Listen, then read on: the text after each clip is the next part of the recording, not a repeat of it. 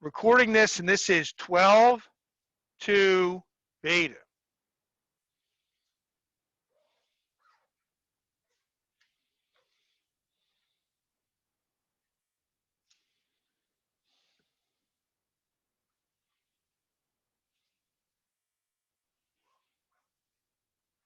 So you have y equals a times b to the x. What did you have yesterday? Yesterday in the alpha lesson, you had y equals a times x to the b. That's a power function. This is the beta lesson, y equals a times b to the x. That's an exponential function. What you're looking for is the independent variable, x. Is x in the exponent, exponential, or is it a base, power function? So suppose you have an exponential function. Again, this is the pre-calc lesson right here.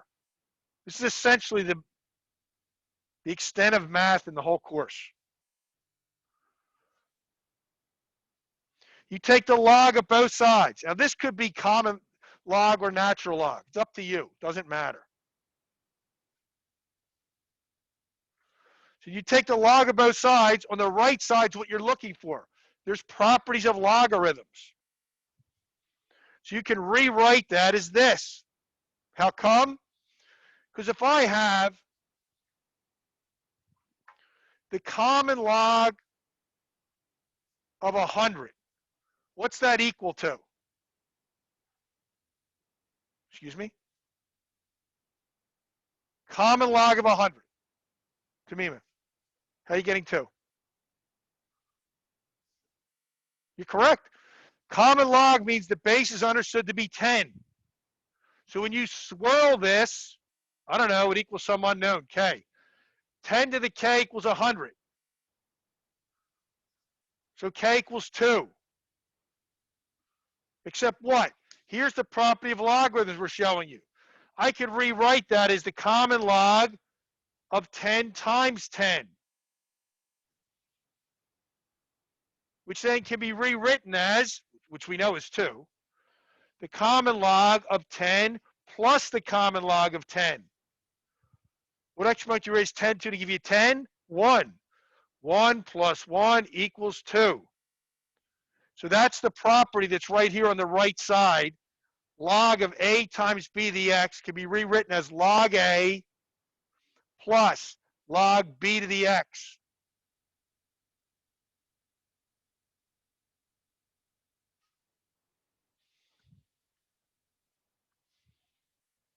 Then what? Another property of logarithms. Exponent is a shortcut for multiplication. So you can bring this x out front as a coefficient, x times log b. So that means this. That's why this, in purple from the alpha lesson, is a log transformation. And that why what's in red is just an log transformation. Because if you look at this last line, you're taking the log of y, but you're not taking the log of x. You're multiplying it by this constant. The common log of b is a constant, but you're not taking the log of x. Whereas yesterday, we took the log of both. And if you need to see that, the pre-calculus work is on the alpha and beta PDFs. But the distinction being, this is really all you're responsible for. Ready? That log transformation goes with a power function. And a log transformation goes with an exponential. And the reason that's all you're accountable for is there is no non-calculator component to the AP test. And yesterday when you were at home, you used Goose. And you're going to use it again today. And what happened was that this child who was sitting where you were sitting 5 years ago, we used to go through these one at a time and try the power regression, exponential regression, and linear regression. And he goes, well, I just did a program that wrote them all together. And then last year,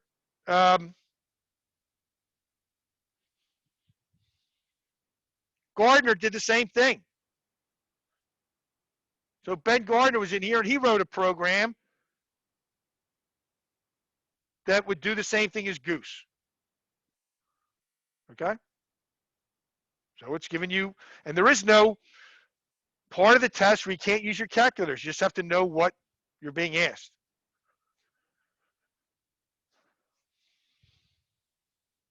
So here's what you read. You have this scatter plot. And you can just see by the scatter plot, this went to the original condition we did linear regression. The scatter plot appears to be linear. We can tell this does not appear to be linear. So it needs a transformation. And what you would literally do is put the ordered pairs in list 1 and 2, turn Goose on it, and see which one was a better fit, exponential or power.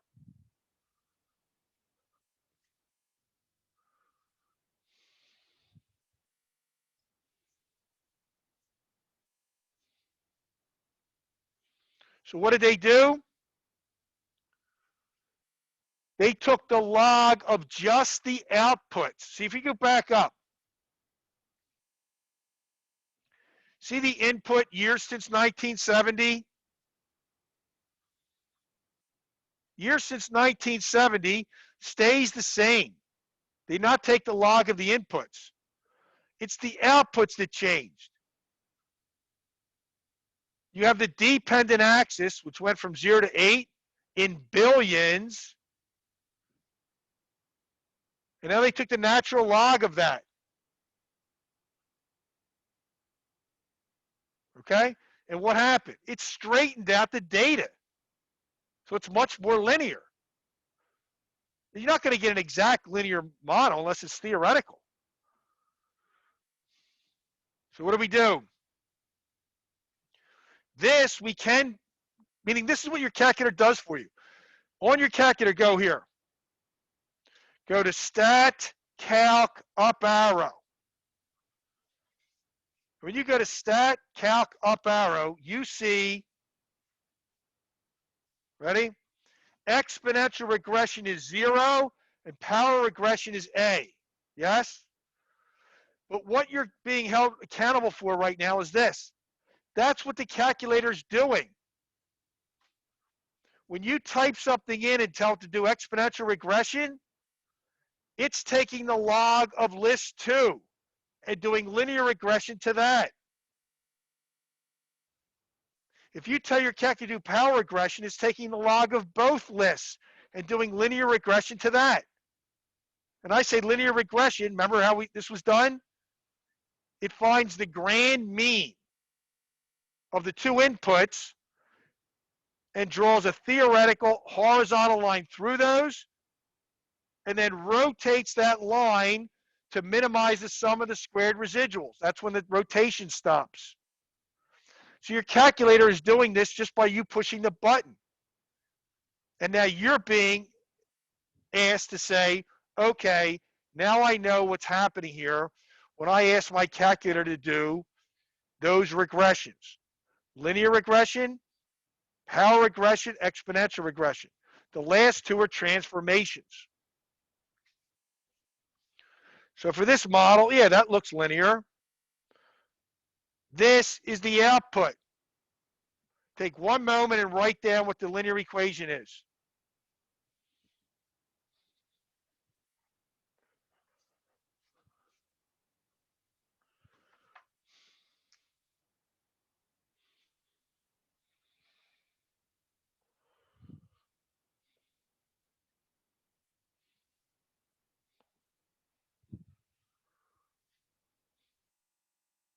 There it is. What is this? ln y, I'm using y instead of the terms. ln y equals 7.227 plus 3.3542x. Yes? That's where we're looking for these numbers in this column, the coefficient column. Across from the constant is the intercept, and below the intercept is the slope. But this is the linear regression model after you did the transformation. And this is a log transformation. So you only took the log of the y values. They told you they told you it was ln. But that's what you need to be able to do. It's not a lot. You need to say, oh, there's a lot of clutter here. What do I need to do? Sort through the clutter and find what I'm accountable for. So yesterday, if you did this, when you sort through the clutter, you would get lny equals some constant plus some slope times lnx, because that was a log-log transformation.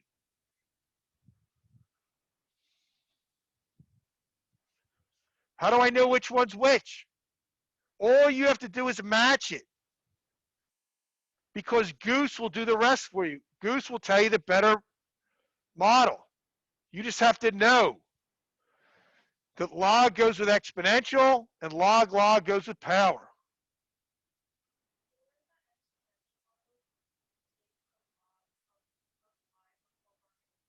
Yes. No, wait a minute. Before you run the linear regression, yes.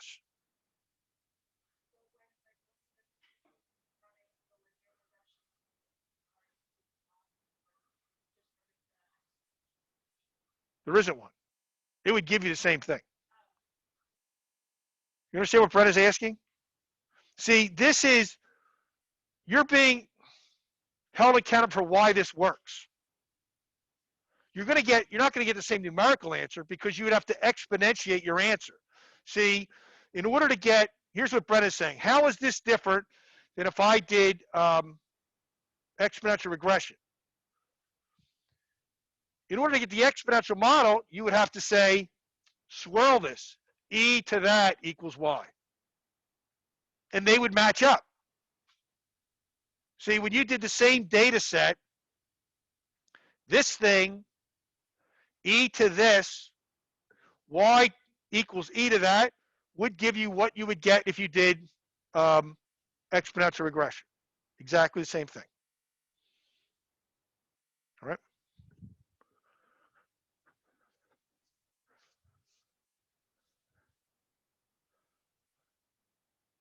So what do we get? The natural log of what, here's what we have written up there. Yes? Except they have it written there with the variables instead of x and y.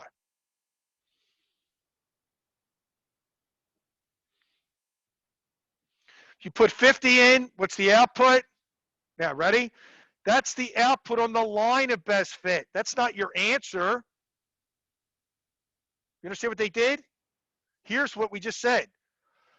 If you put 50 in the linear expression, you get 24.9. But that's not your output. To get your output, you'd have to swirl it. See, you would say ln of transistors. If I went transistors, e to that, because the number is 67 billion.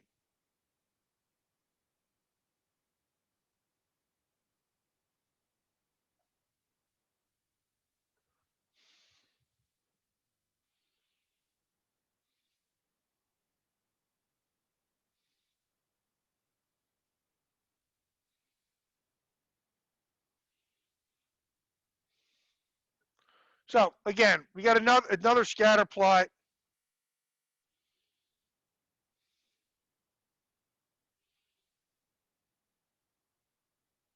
And what did they do? Here, they did both. They did trial and error. So on the left picture is a log transformation. If that model was exponential, they took the log of just the outputs and they kept the input the same. And in the right picture, they took a log of both. So they're telling you you're doing the same thing as we're doing. They're saying trial and error. You look at both models, and we're saying run Goose and it'll do it for you.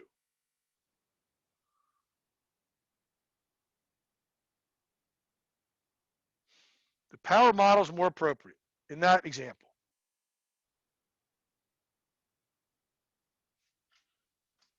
So now what? Well, for this model, ready? That would be log. What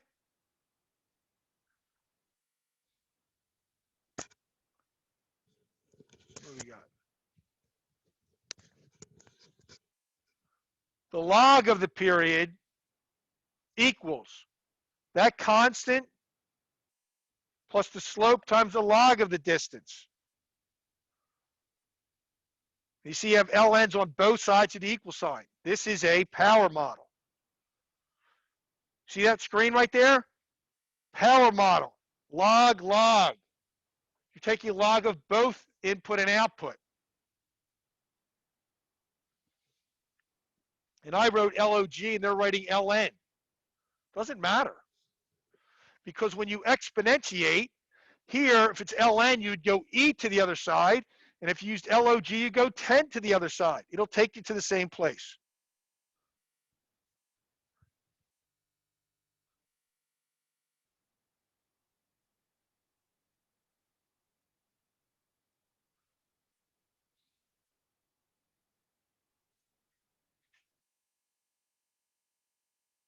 That's not right. What's the matter with that screen?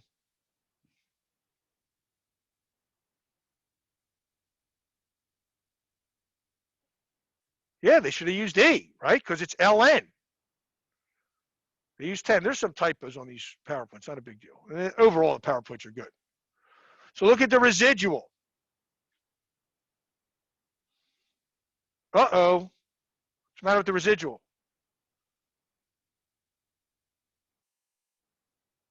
There's a pattern. It's not randomly scattered. 2 above, 4 below, 3 above.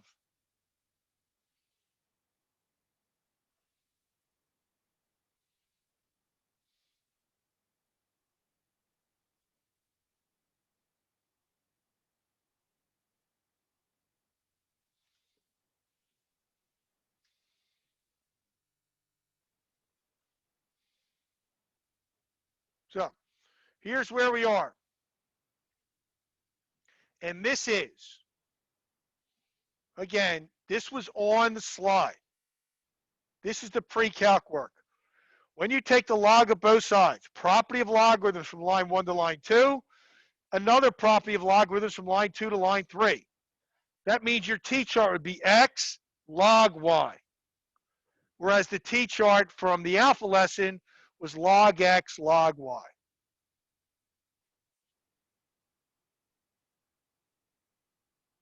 All you're doing is matching that a log transformation is exponential and log log is power. So we're going to delegate that job to Gina to come up with the mnemonics, and she came up with Mr. T is mean. Get to work. Not by today, but so we're going to pause this and send you to do one question, which is problem 43.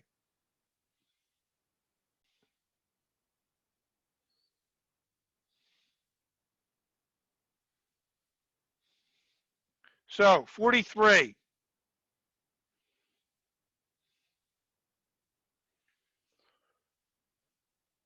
The pre-image, ready, is curved.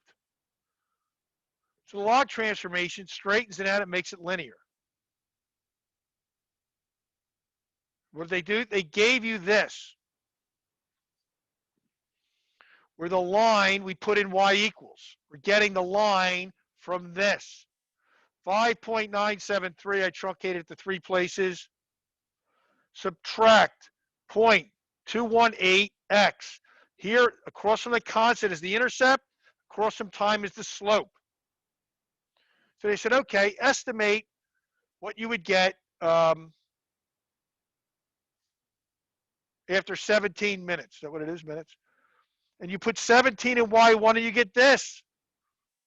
But that's not your answer because that's the linear model.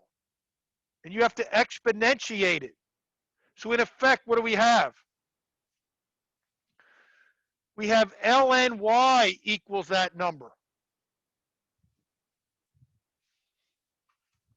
So we have ln y equals 2.267.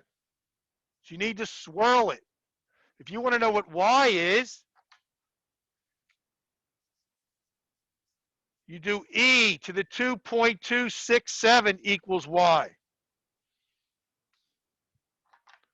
which is 9.65.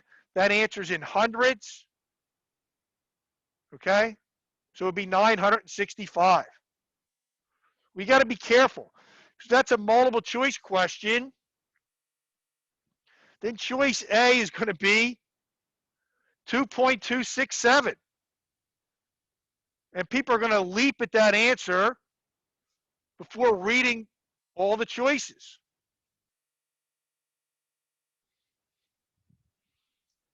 So that's that for 12.2 beta.